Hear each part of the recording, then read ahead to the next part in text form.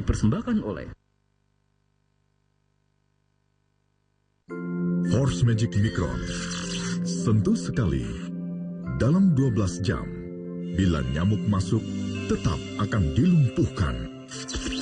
Dapatkan dispenser gratis dari Force Magic Micron.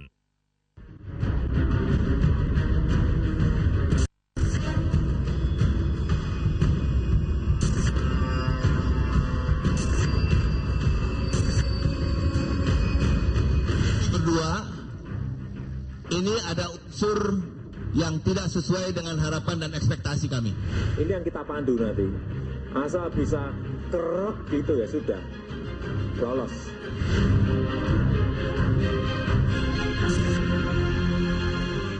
Pemirsa, Panwaslu DKI Jakarta memutuskan iklan yang memuat pernyataan Ketua Asosiasi Pedagang Pasar Seluruh Indonesia Prabowo Subianto terkait dukungan terhadap pasangan Jokowi Ahok menyalahi aturan kampanye. Prabowo pun terancam pasal pidana. Inilah iklan Asosiasi Pedagang Pasar Seluruh Indonesia yang dilaporkan Kubu Fauzi Bowo dan Nahrawi Ramli 29 Agustus lalu ke Panwaslu DKI Jakarta atas dugaan pelanggaran kampanye.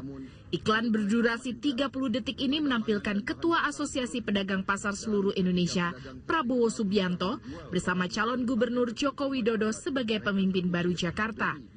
Panwaslu DKI pun bergerak cepat untuk menindaklanjuti laporan atas iklan ini. Panwaslu memanggil semua pihak yang terkait, termasuk Prabowo Subianto, tokoh utama di iklan. Prabowo yang juga Ketua Dewan Pembina Partai Gerindra ini tidak pernah hadir. Dalam mediasi yang diadakan Panwaslu DKI terungkap kalau iklan APPSI ini merupakan ekspresi dukungan dari para pedagang pasar untuk pasangan Jokowi Ahok. Iya, kami tidak merasa salah. Di mana disalahnya? Kami kan kami bukan tim sukses. Kami juga bukan partai politik.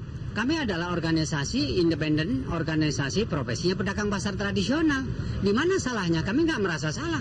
Dan kita memang tidak salah. Panwaslu DKI Jakarta akhirnya menyatakan iklan APSI ini menyalahi aturan kampanye dan semua yang terlibat bisa dijerat dengan pasal pidana. Kesimpulan, setelah menyaksikan isi rekaman video iklan APSI, Panwaslu DKI Jakarta telah melakukan rapat pleno pada tanggal 12 September 2012 dan berdasarkan bukti dan keterangan dapat memutuskan telah terjadi pelanggaran kampanye di luar jadwal putaran kedua KPU DKI Jakarta, yakni tanggal 14, 15, dan 16 September 2012 yang dilakukan oleh APSI. Rencananya Panwaslu DKI akan menyerahkan bukti-bukti terkait pelanggaran kampanye iklan dukungan kepada Jokowi Ahok ini kepada pihak kepolisian. Tim Liputan Metro TV. Mendekati putaran kedua pemilu Kada DKI Jakarta, Panwaslu telah menerima lebih dari 7 pengaduan terkait pelanggaran kampanye yang diduga dilakukan oleh calon gubernur dan calon wakil gubernur. Kedua kubu bahkan saling lapor ke Panwaslu. Petikan ceramah Rhoma Irama di Masjid Al-Isra Tanjung Duren, Jakarta Barat 28 Juli lalu ini dituding bermuatan sara dan mendiskreditkan pasangan calon tertentu. 12 Agustus 2012, Panwaslu memutuskan ceramah Rhoma tersebut bukan melupakan pelanggaran kampanye sehingga kasusnya tidak dilanjutkan ke pihak kepolisian.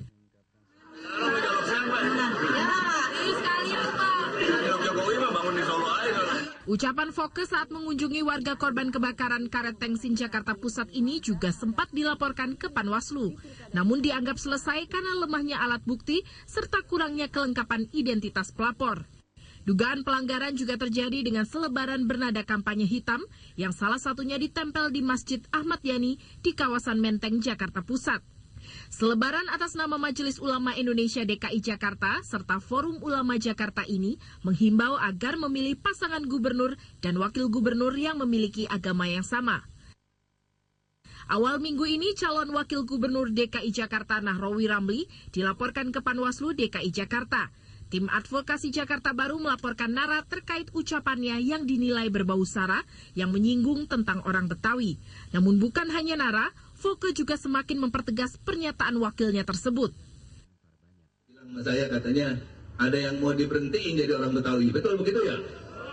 Saya nggak percaya, saya pikir semua orang Betawi kompak lah kali ini, masa kagak kompak lagi, bener nggak?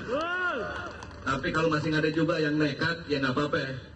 Tolong kasih tahu aja sama saya, Ntar saya cabut KTP-nya. Pihak Panwaslu hingga kini masih memproses laporan dugaan pelanggaran oleh kubu Jokowi ini. Tim Liputan Metro TV.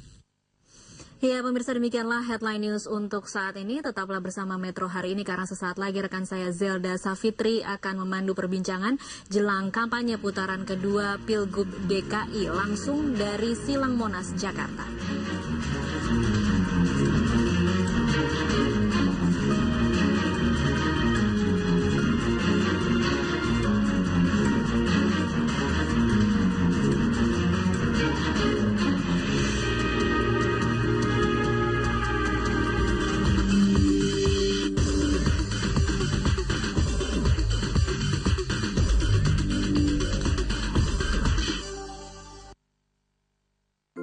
Force Magic Micron. Sentuh sekali. Dalam 12 jam, bila nyamuk masuk, tetap akan dilumpuhkan. Dapatkan dispenser gratis dari Force Magic Micron. Serta memilih The Final Round mempersembahkan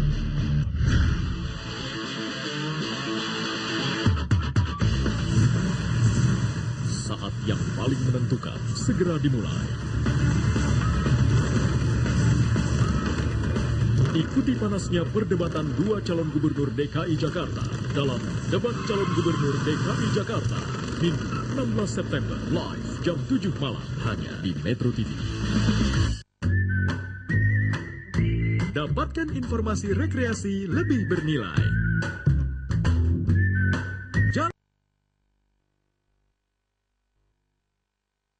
Juga di sini sudah dikelilingi para pendukung pasangan Jokowi Ahok. Selamat malam semuanya.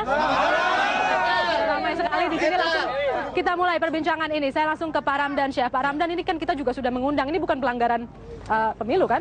Ini bukan pelanggaran, tapi tadi dalam pelanggaran namanya apa P3SPS, pedoman perilaku penyiaran, tentu saja ketika pasangan calon dihadirkan, pasangan calon lain juga harus dihadirkan juga. Tapi kemudian kalau tidak bersedia itu harus sampaikan kepada publik. Sudah kami sampaikan. Sudah. Jadi aman ya Pak ya? Aman. Oke, lalu kalau begitu kenapa iklan APPS itu dihitung pelanggaran? Kalau ini kan kita bedakan ya, awalnya kan dilaporkan tim kampanye pasangan calon Pak Jokowi Basuki yang melakukan penayangan itu. Tetapi kemudian terakhir Panwaslu melihat ini lebih kepada iklan Asosiasi Pedagang Pasar. Tidak ada kaitannya dengan tim kampanye Pak Jokowi Basuki. Tapi masih merupakan pelanggaran. Kenapa? Pelanggaran karena memenuhi unsur. Di sana ada tayangan misalkan kegiatan tim kampanye pasangan calon. Di sana ada teman-teman Pak Jokowi, kemudian Pak Ahok, kemudian ada menyampaikan misi visi, di situ ada Jakarta Lama ke Jakarta Baru, kemudian ada untuk unsur mengajak orang untuk memilih, ada teks nama 20 September dan kemudian ada ajakan dalam bentuk lisan 20 September marilah memilih Jakarta yang lebih baru. Itu yang tidak boleh. Unsurnya ada kumulatif. Oke, kalau untuk pasangan nomor urut yang lainnya, Pak, tidak melakukan hal serupa dalam... Ada, sedang kami proses, misalkan ucapan salah satu, misal Bang Nara sendiri kan tengah kami panggil terkait dengan ucapannya di acara Lebaran Betawi dalam kapasitasnya sebagai Ketua Bamus. Nah ini kita panggil, ini apakah benar, ini kan ucapan orang Betawi yang jablak kayak gitu, ngejablak, atau kemudian lebih pada kapasitas sebagai calon wakil gubernur. Ini kita klarifikasi, karena tentu saja kita harus melihat apakah sebuah fakta itu adalah sebuah kebenaran atau bukan. Nah ini tentu saja harus dapat informasi klarifikasi. Iya. Jadi kalau Panwaslu dituding tidak melakukan pengawasan dengan sebagaimana seharusnya dan berat sebelah itu tidak benar? Saya pikir semua kasus yang disampaikan pada Panwas kita tindak lanjuti proses. Contoh, dalam putaran pertama hingga hari ini kita punya 37 laporan masyarakat maupun teman Panwas yang kita publish di website kami dan kita tindak lanjuti. Dan hari ini ada 14 kasus pada putaran kedua, ada yang dilaporkan dan kita tindak lanjuti, ada yang harus kita drop. Misalkan karena lebih dari 7 hari harus kita drop kasusnya. Baik, Pak Ahok, tanggapan Anda soal iklan APPSI dan pernyataan bahwa itu melanggar peraturan? Saya kira itu wewenangnya Panwaslu ya. Apalagi Panwaslu telah menyerahkan ke kepolisian untuk melakukan penyidikan. Ya mari kita lihat proses di kepolisian bagaimana. Ya kami tidak bisa mencampuri wilayah secara undang-undang apa yang sudah diputuskan oleh Panwaslu maupun yang akan dilakukan penyidikan oleh kepolisian. Jadi terima saja? Memang begitulah, konstitusi bernegara ya begitu. Sejauh ini laporan-laporan yang berasal dari kubu Anda seperti apa? Ada beberapa yang kita laporkan, misalnya soal ditemukan selebaran-selebaran atau spanduk-spanduk yang bukan kami pasang, itu mengatasnamakan kami. Mana ada yang pasang foto saya, nah kita laporkan. Saya kira Panwaslu juga menerima. Itu lagi diproses ya? Ada beberapa laporan dari teman-teman tim kampanye Pak Jokowi, misalkan yang kita proses, termasuk misalkan terkait dengan alat peraga, tapi alat peraga lebih pada pelanggaran administrasi dan banyak yang sudah kita turunkan, terutama terkait dengan isu SARA. Oke, besok kampanye akan dimulai, Pak Ahok. Tepatnya, realnya, konkretnya apa sih yang Anda tawarkan untuk warga Jakarta kalau mengatasi macet dan banjir? Ya semua juga pasti menjanjikan itu begitu. Jadi sebetulnya Jakarta ini adalah sebuah provinsi yang paling maju di antara provinsi yang lain. Jadi semua peta solusi, peta persoalan, semua lengkap. Jakarta hanya membutuhkan gubernur wakil gubernur yang jujur, bersih, tidak ada kepentingan sama golongan manapun, yang berani transparansi anggaran, karena harus melibatkan seluruh warga DKI. Kita bicara hampir 40 triliun. Kalau Anda mengatakan tidak cukup uangnya dipakai kemana? Nah, kami menawarkan transparansi dengan rekam jejak kami waktu kami jadi bupati maupun Pak Jokowi jadi wali kota. Nah, yang ketiga, ya harus profesional melayani. Tugas kami kan hanya membuat penuh otak, perut. Jadi orang kalau mau sekolah, ya harus bisa sekolah. Yang pintar, tidak mampu, ya kita harus kasih kuliah. Kita universitas ada hampir 300 di sini. Orang sakit, ya masuk kelas 3. Kalau kelas 3 penuh ya naik kelas 2. Jadi tidak ada orang sakit tidak bisa diobatin. Nah, ini jelas yang kami katakan profesional melayani. Jadi tidak ada rakyat itu karena kenal saya baru dibantu masuk rumah sakit. Orang miskin tidak bisa ke rumah sakit, sewa mobil tidak bisa, tergeletak. Ya kita kirim puskesling. Nah, itulah yang kami tawarkan kepada warga DKI apa yang sudah kami lakukan sewaktu kami menjadi kepala daerah.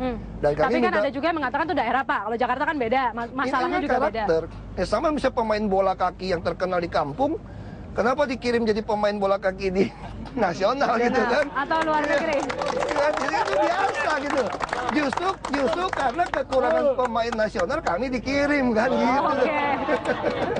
Tadi dalam pidato Anda mengatakan bahwa kalau memang menurut penilaian warga Jakarta calon nomor 1 ini memang lebih segala-galanya ya silahkan pilih nomor 1. Benar nih? Iya. Anda rela nih? Kami selama 9 tahun, saya berpolitik dari 2003, saya tidak pernah meminta pemilih itu pilih kami.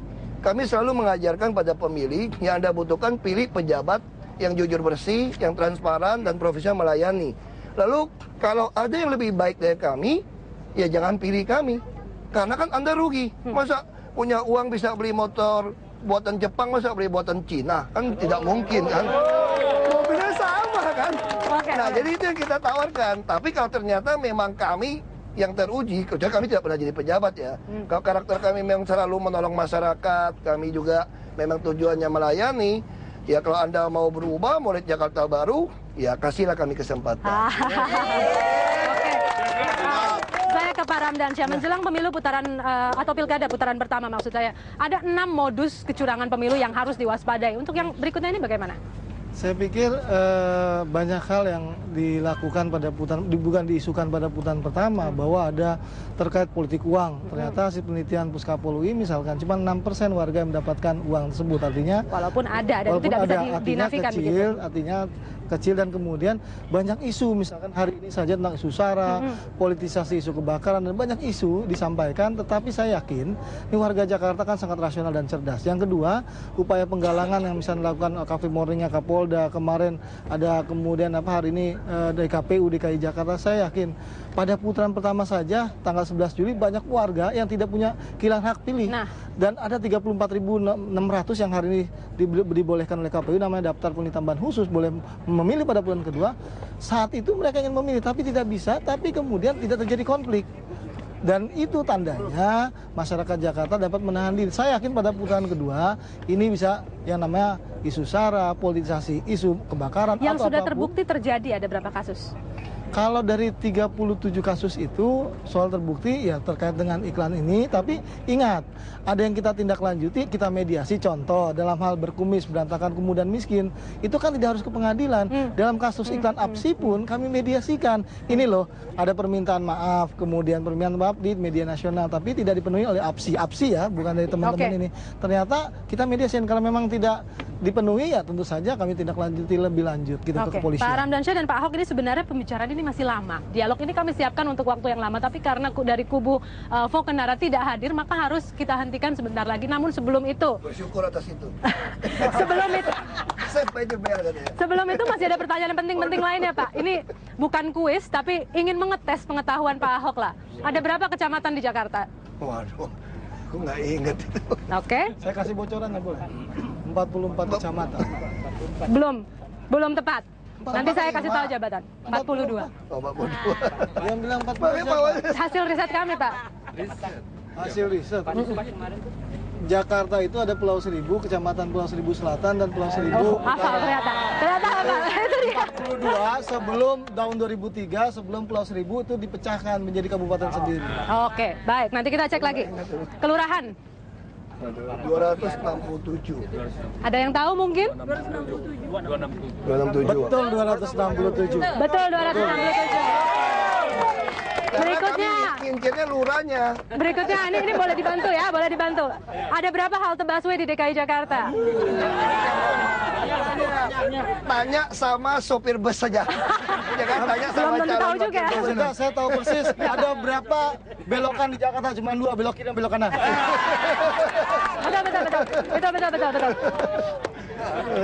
Pertanyaan terakhir. Hari lahir Jakarta, tanggal, bulan, dan tahun? 1 Juni 2000 berapa tuh? Dikurangi dulu. 1400. Di sini semua lagi sambil menghitung. 1527. Ulang tahun Jakarta ada yang tahu? Mungkin? 22 Juni. Tahun? Iya, betul sekali. Nah, itu sekaligus mengakhiri juga perbincangannya. Terima kasih pada Pak Ahok, kepada Pak Ramdansyah. Itu kuis, tapi tidak ada hadiahnya.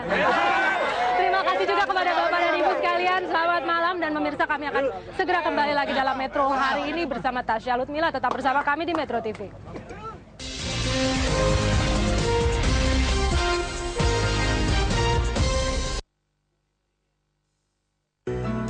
Risiko diabetes ada supaya kita waspada.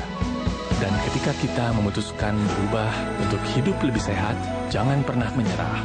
Risiko mungkin diturunkan. Manisnya hidup kita yang tentukan. Tropicana Slim. Terima kasih. Hai Bu, hai Om.